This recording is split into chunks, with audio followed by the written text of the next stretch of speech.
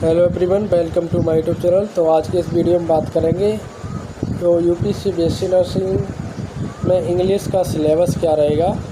तो इस यूपी के बीएससी नर्सिंग का जो है इंग्लिश का सिलेबस प्लस नर्सिंग एप्टीट्यूड का जो सिलेबस है उसकी इस वीडियो में हम बात करेंगे कि इंग्लिश से आपसे क्या क्या पूछा जाएगा और नर्सिंग एप्टीट्यूड में से आपसे क्या क्या पूछा जाएगा। तो ये सब आज के इस वीडियो में बात करेंगे। लेकिन इससे पहले मैंने आपके जो है फिजिक्स, केमिस्ट्री, बायोलॉजी इन सब का सिलेबस पहले से ही 2 वीडियो में बना के चैनल पे अपलोड किया हुआ है। आप चाहे तो लिंक डिस्क्रिप्शन में आप वहाँ से देख सकते हैं। तो आज की वीडियो में बात करेंगे नर्सिंग एप्टीट्यूड और इंग्लिश इन 2 सब्जेक्ट की, इनका क्या सिलेबस रहने वाला है, क्या क्या आपसे पूछा जाएगा। तो सबसे पहले देखिए हमारे सामने यहाँ पे है वो है टेंस। देखिए इंग्लिश में सबसे ज़रूरी कोई अगर महत्वपूर्ण रोल निभाता है तो वो सबसे पहले आती है पार्ट्स ऑफ स्पीच और उसके बाद आता है टेंस, वर्ड्स। तो ये कुछ मोस्ट इम्पोर्टेंट हैं जिनसे बहुत ज़्यादा क्वेश्चन प्रीवियस भी आ चुके हैं और हर बात आता है और यहीं से आएगा। तो ये सब मैंने यहाँ कुछ बना के रखे हैं। तो पार्ट ऑफ स्पीच में ये आपका वर्ड आ जाएगा, प्रोपोजिशन, कंजंक्शन, ये सब आपके पार्ट्स ऑफ स्पीच में ही आ जाएंगे। और उसके बाद हम बात करें एक्टिव पैसिव की, तो 2 क्वेश्चन यहाँ से प्रीवियस ईयर भी आए थे, यहाँ से फिर से आएंगे। उसके बाद सबसे इम्पोर्टेंट नरेशन या जिसे डायरेक्ट इनडायरेक्ट कहते हैं, तो यहाँ से भी 2-3 क्वेश्चन आते हैं। उसके बाद आपका आर्टिकल हो जाएगा, आर्टिकल से भी आपके लगभग 2 क्वेश्चन आएंगे।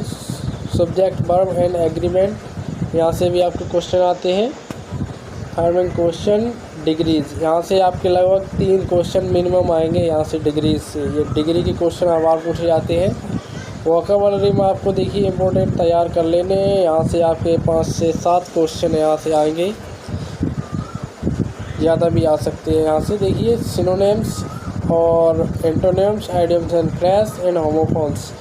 वोकैबुलरी में यहाँ से लगभग आपका 8 से 9 नंबर का यहाँ से फंसेगा।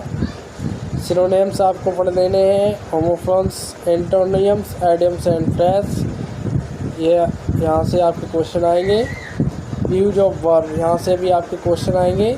और सेंटेंस, यहाँ से भी आपके क्वेश्चन 2 लगभग आ जाएंगे, 2 से 3 क्वेश्चन।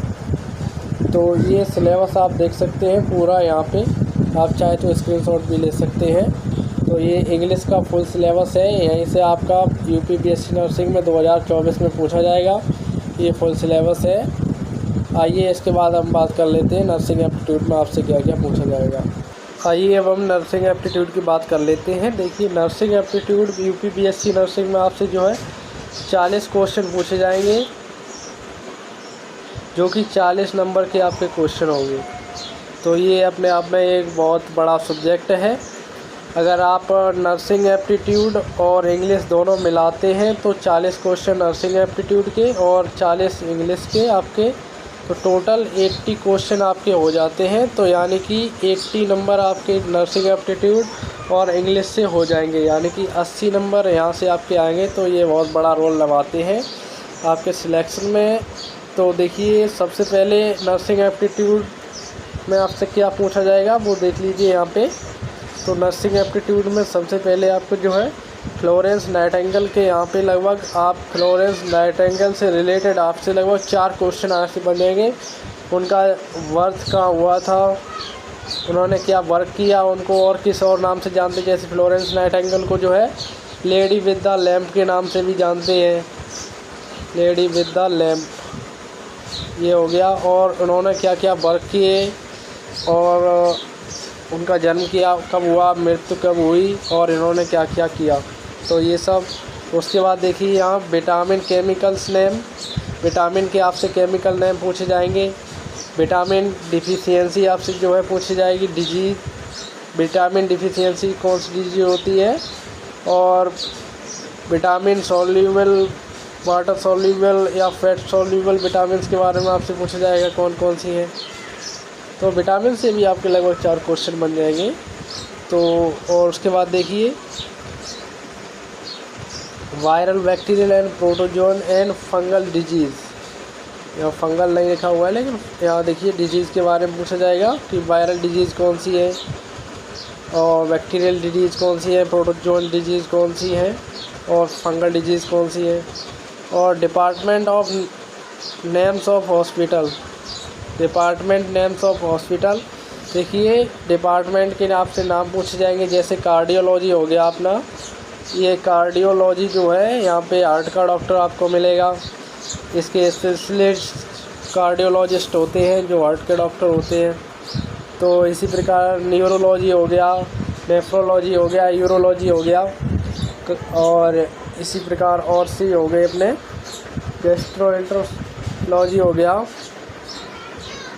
नेफ्रोलॉजी हो गया। तो ऐसे डिपार्टमेंट के नाम से आपसे भी पूछे जाएंगे। स्पेशल नेम ऑफ डॉक्टर, देखिए डॉक्टर के स्पेशल नेम उस डिपार्टमेंट के नेम होते हैं। जैसे हार्ट का कोई डॉक्टर है तो कार्डियोलॉजिस्ट उससे कहा जाएगा, कार्डियोलॉजिस्ट। अगर कोई आपका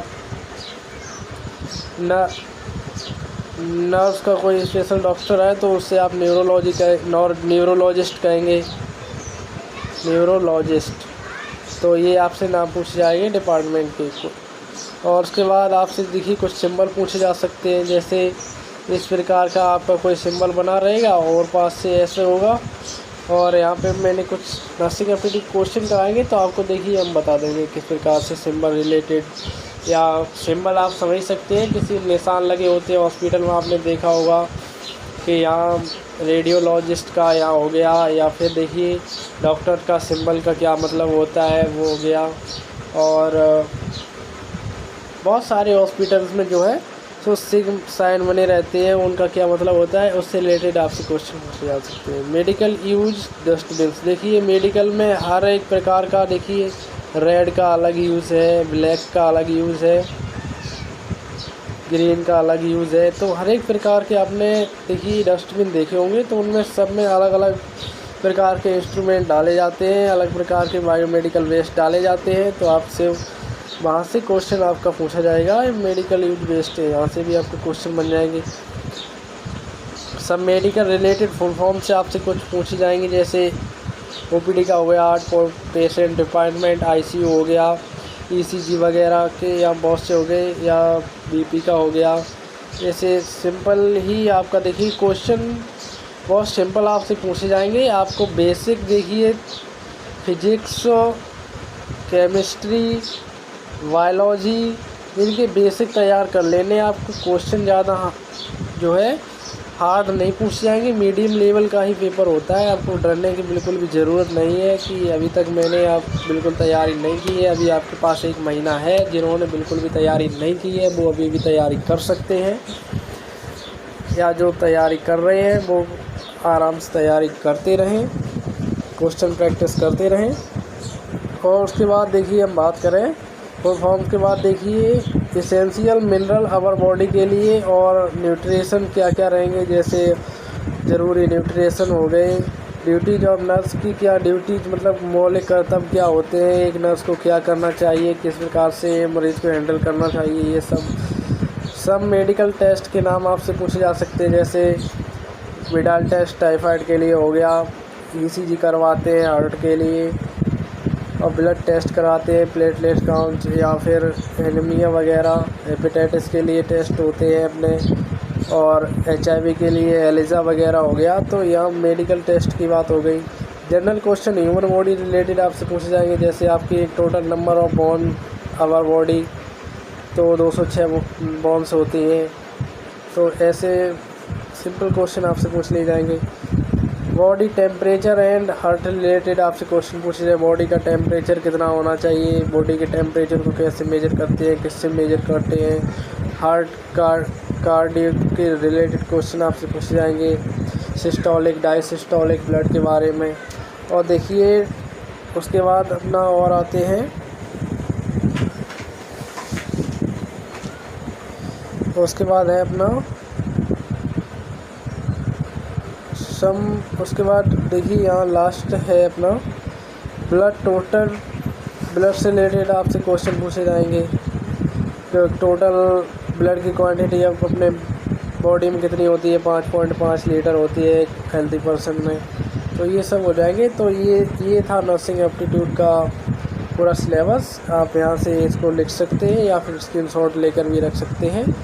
नर्सिंग एप्टीट्यूड इंग्लिश दोनों को सिलेबस मैंने बता दिया है। और इससे पहले मैंने देखिए फिज़िक्स केमिस्ट्री बायोलॉजी का भी देखिए बता के रखा हुआ है। तो फिज़िक्स केमिस्ट्री बायोलॉजी का भी देख सकते हैं। तो पूरा 1 महीने में आप तैयारी कैसे करें, ये सब बात हो गई है। तो आप बिल्कुल परेशान ना हो। कुछ लोग यहाँ परेशान हो रहे हैं कि सर टाइम नहीं है ज़्यादा, तैयारी कैसे करें, गवर्नमेंट कॉलेज में सिलेक्शन कैसे हुआ। तो आराम से आप नियम वाइज पढ़ाई करते रहें, टाइम टेबल बना के ही मैं कहूँगा पढ़ाई करें। आप टाइम टेबल से आप ज़्यादा नहीं तो 4-5 घंटे देते रहिए। जीके इस बार नहीं आएगी, जीके हट चुकी है। 4-5 घंटे देते रहें तो आपका आराम से गवर्नमेंट कॉलेज में सिलेक्शन हो जाएगा। तो फ़िलहाल आज की वीडियो में इतना ही। धन्यवाद।